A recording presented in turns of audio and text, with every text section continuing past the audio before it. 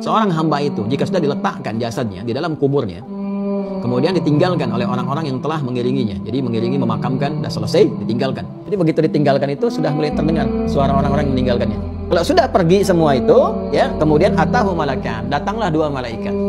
Keduanya mendudukkan orang itu, jasad itu, ya. Fayaqulani lahu, maka berkata, mulai diinterogasi, mulai ditanya. Ya, malaikat itu bertanya kepadanya, dua malaikat itu bertanya, "Ma kunta taqulu fi hadzal rajuli Muhammadin sallallahu alaihi wasallam?" Ya, bagaimana pendapatmu tentang sosok ini? Ya, laki-laki ini yaitu Muhammad sallallahu alaihi wasallam. Ya, pertanyaan tuh pertama disampaikan. Ya, kemudian fayaqulu, maka menjawab hamba itu, asyhadu annahu abdullah wa rasuluh. Saya bersaksi bahwa beliau ini adalah hamba Allah dan rasulnya, ya. Fayuqalu, maka dikatakan kepadanya, unzur ila maq'adika minan nar abdalaka Allahu bihi maq'adan minal jannah. Allahu akbar. Jadi di alam kubur itu sudah ditampakkan, di tempat kamu ini begini. Ini ada dua kemungkinan kata malaikat. Lihat nih. Kemungkinan kamu yang berada di neraka itu, dengan jawaban kamu seperti tadi itu, kemungkinan kamu di neraka itu dihilangkan oleh Allah. Ya. Artinya apa? Bukan di situ tempatmu. Ya. Allah sudah mengganti itu semua maq'adan minal jannah dengan satu tempat di surga. Setelah dia bisa menjawab itu, ya, kalau yang tadi di Al-Bukhari kan ditempatkan tempatnya di surga, ditampakkan. Jadi kebiasaan amal kita. Ahli puasa ditampakkan babur rayyan, kan? Ahli tahajud tampakkan babut tahajud. Ya, kalau semakin soleh, semakin tinggi, ada yang saat sakaratul maut tampakkan surganya. Ya. Setelah itu apa yang terjadi? Ya, belum selesai ini teman-teman. Tsumma yunawwaru lahu fihi, tsumma yuqalu lahu nam. Allahu akbar. Ya, setelah itu diberikan penerangan. Nah, ini informasi dari hadis semua nih. Diluaskan, dikasih penerangan, ya, karena nyaman, tenang dan sebagainya. Tsumma yuqalu lahu nam. Lalu dikatakan kepadanya, ya, malaikat itu berkata, udah istirahat aja dulu, tidur aja dulu sekarang, istirahat dulu. Ya, masya Allah. Ya, disuruh istirahat, ditampakkan surganya, nikmat semua, tempatnya luas, tempatnya lebar. Ya.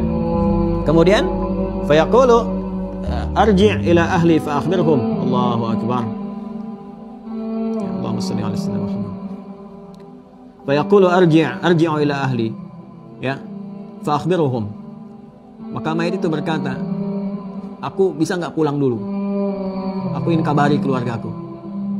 Dengan mengatakan, jangan banyak meratap, jangan sedih, cepat siap-siap beramal. Aku lebih nikmat di sini. Kalau bisa cepat nyusul ke sini. Di sini lebih enak dibandingkan dengan tempat yang kamu tinggali sekarang. Arji'u ila ahli fa akhbiruhum. Ya, aku mau pulang, ya, mau kembali dulu ke keluarga aku. Aku pengen ngasih tahu, kalau bisa beramal. Cuman enggak mampu. Enggak bisa gitu kan. Maka diperintahkan oleh malaikat, fa yaquluni nam kanaumatil arusil ladzi la yuqidhuhu illa ahabbu ahli ilaihi. Allahu akbar. Kamu tidur aja seperti tidurnya pengantin yang gak akan terbangunkan kecuali oleh yang paling mencintainya, baru dia bangun. Ya, maka ini menggambarkan suasana kenikmatan di alam kubur dikasih sedemikian rupa. Maksudnya apa? Sampai nanti Allah tetapkan hari kebangkitan tiba, baru bangun. Jadi kubur itu tempat istirahat aja. Ya, masya Allah, diapresiasi tinggi. Udah, kamu udah lelah. Kamu di dunia tawakan am tawak. Ya ayyuhal insanu innaka kadihun ila rabbika kadhan famulaqi. Kamu udah berusaha sebaik-baiknya, ya, udah luar biasa lelah kamu. Sekarang lelah, kamu istirahat aja. Karena udah nanti ada kebangkitan, tegang lagi macam-macam. Udah, jangan sibuk lagi, udah nggak ada amal lagi, selesai kamu. Nggak ada jejak lagi. Makanya disebut alamnya kubur, karena nggak ada jejak amal lagi setelah itu. Dan diam aja di sini, istirahat sampai kebangkitan tiba dan sebagainya. Kecuali nanti yang Allah kehendaki karena hikmah-hikmah tertentu, hal-hal tertentu. Ya, misalnya dia bermohon kepada Allah, kan, terus kitanya sering mendoakan, terus ngirim kebaikan-kebaikan, kan? Ya, dengan doa-doa, dengan amal soleh, dengan sedekah. Itu ada yang diperkenankan, melihat dalam mimpi, kan? Ngasih isyarat, senyum, bahagia, macam-macam. Ada yang demikian dengan kehendak Allah Subhanahu wa taala. Itu babnya tersendiri. Nanti begitu masuk bab itu kita terangkan sehingga paham dengan ilmunya. Ya. Nah, bagian terakhirnya hatta yab'athahu Allahu min marji'ihi dzalika, ya. Min marji'ihi dzalika, sampai Allah membangkitkan dari tempat beristirahatnya itu. Wa in kana munafiqan qala sami'tu an-nasa yaqulu faqultu mithlahu la adri. Tapi kalau orang munafik, ya, orang munafik diminta untuk bersyahadat mengenali Rasulullah, dia nggak bisa. Tadi kayak di Al-Bukhari, dia berkata, ya, sami'tu an-nasa yaqulun, saya dengar manusia banyak bicara, orang-orang banyak menyampaikan begitu. Ya, faqultu mithlahu la adri. Maka saya pun, ya, menyampaikan seperti itu aja. Saya nggak tahu sosok ini siapa, ya kan? Saya nggak tahu harus mengatakan apa, ya. Fa yaqulani qad kunna na'lamu annaka taqulu dzalika. Maka malaikat itu mengonfirmasi, kami juga tahu kebiasaan kamu pasti nggak pernah kebiasaan begitu. Kamu nggak pernah ibadah, nggak pernah ucapkan itu, nggak kenal dengan siapa sosok ini. Jadi dihardik oleh malaikat, la daraita wala talaita. Kamu ini nggak ngerti, nggak tahu, ya, karena nggak pernah belajar baca, nggak pernah pahami. Kenapa dikasih kesempatan hidup?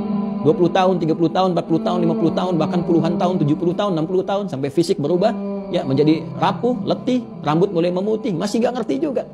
Ini ada anak 6 tahun ngerti la ilaha illallah, kamu 60 tahun nggak ngerti-ngerti gitu kan. Ini bahasanya gitulah kurang lebih ya. Ya kalau yang nyatanya nanti saat masuk nanti tahu sendiri. Lalu apa yang terjadi kemudian? La daraita wala tari. Kamu nggak tahu karena kamu nggak pernah mau memahami, nggak pernah mau belajar, nggak pernah mau mengerti. Tsumma yudrabu bimitraqatin min hadidin darbatan baina udhunaihi. A'udzubillahi min dzalik. Na'udzubillah. Dan tsumma yudrabu bimitraqah, kemudian dipukullah dia dengan palu qadam min hadidin terbuat dari besi. Ya, dipukul dengan palu qadam terbuat dari besi, darbatan baina udhunaihi, satu pukulan di antara dua telinganya, di dahi, di kening. Pukul, boom, gitu kan? Dia nggak pernah sujud. Ya nggak pernah sujud, yang nggak pernah menghamba kepada Allah, ya kan? Maka kalau tadi di Al-Bukhari dipukul dulu tuh, dipukul ya, pakai palu besi tadi, udah dipukul, maka malaikat itu dikonfirmasi di At-Tirmidzi, setelah itu belum selesai, udah dipukul, diperintahkan kepada tanah, himpit tuh sampai hancur. Maka hancurlah kemudian tulang belulangnya, habis semuanya, ya, dan terus begitu, terus tuh kan, ya terus begitu dihancurkan, sampai kemudian tiba hari kiamat. Jadi tiap waktu begitu aja. Ya, tiap waktu begitu, dihimpit, hancurkan, pukul, himpit, hancurkan, selesai gitu kan. Dan demikian. Jadi kita berlindung pada Allah Subhanahu wa taala akan keadaan-keadaan di alam kubur, karena ini perkaranya gaib dan belum ada riset pengetahuan dan tidak mungkin ada juga sehingga bisa ditangkap oleh akal. Maka nggak usah menyoal dengan akal. Ya, kalau ada orang menyoal akal dengan alam kubur, ini menunjukkan dua hal. Satu, imannya dangkal, kedua, ilmunya juga nggak ada. Ya, ini sebetulnya orang bodoh kalau menyoal seperti itu, jangan terlalu jangan terlalu banyak dalil kalau menyampaikan. Jadi kalau orang nggak yakin, jangan pakai dalil, karena dalil itu masuknya ke iman. Iman itu urusan keyakinan. Ya, disampaikan, dakwahi, doakan, sudah selesai.